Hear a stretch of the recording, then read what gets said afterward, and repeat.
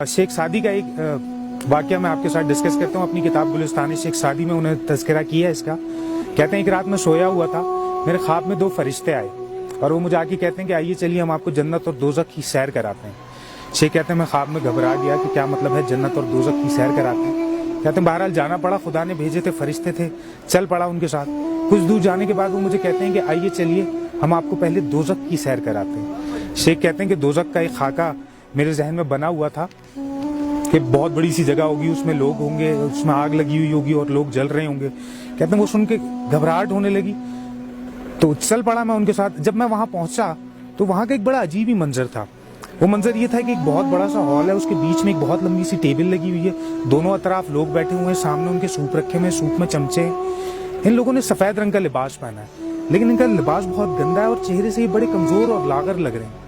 शेख कहते मैं अभी ये सोच रहा था कि किस तरह की दोज़ख है, तो वो फरिश्ता मुझे कहता है असल में शेख इनके साथ प्रॉब्लम ये है कि इनकी कोहनियों में ना जोड़ नहीं है, तो जब ये सूप पीने की कोशिश करते हैं तो बजाय पीने के अपने ऊपर गिरा लेते हैं, तो इसकी वजह से इनके कपड़े भी गंदे हैं और थोड़ा बहुत जो चला जाता है उसकी वजह से जिंदा है। अब शेख कहता है मैं यही सोच रहा था कि ये किस तरह की दोज़ख है।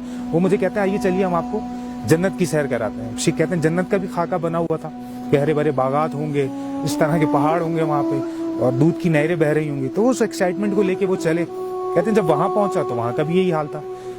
एक बहुत बड़ा सा हॉल था, बीच में टेबल लगी हुई थी, दोनों अतराफ लोग बैठे हुए थे, सामने उनके सूप रखे हुए थे, सूप में चमचे थे।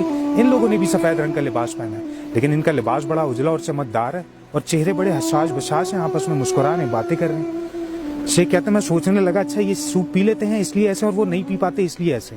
ये मैं सोच ही रहा था। फरिश्ता मुझे कहता है नहीं शेख, प्रॉब्लम इनके साथ भी यही है, इनकी भी कोहनियों में जोड़ नहीं है। शेख कहते हैं मैंने सवालिया नजरों से फरिश्ते की तरफ देखा तो फिर क्या डिफरेंस क्या है। फरिश्ता कहता है असल में शेख इनको जब भूख लगती है ना तो ये सूप खुद नहीं पीते, ये चमचे में सूप लेते हैं और अपने बराबर वाले को पिला देते हैं, इनके बराबर वाला इनको पिला देता है। शेख कहते हैं उस दिन मुझे समझ आ गया क्यों खुदा ने कुरान में बार बार नमाज के साथ ज़कात का जिक्र किया कि नमाज कायम करो और ज़कात दो।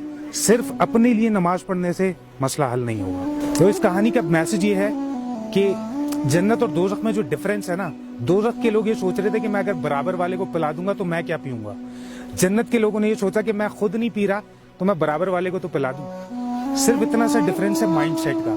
अगर मैं सिर्फ अपने लिए जीने की कोशिश करता रहूंगा काम नहीं चलेगा। मैं जब तक दूसरे को नहीं पिलाऊंगा, जब तक दूसरे के लिए काम नहीं करूंगा, यही खुदा का काम है कि बंदगाने खुदा की मदद करना, दूसरों की मदद करें, अल्लाह ताला आपकी मदद करे।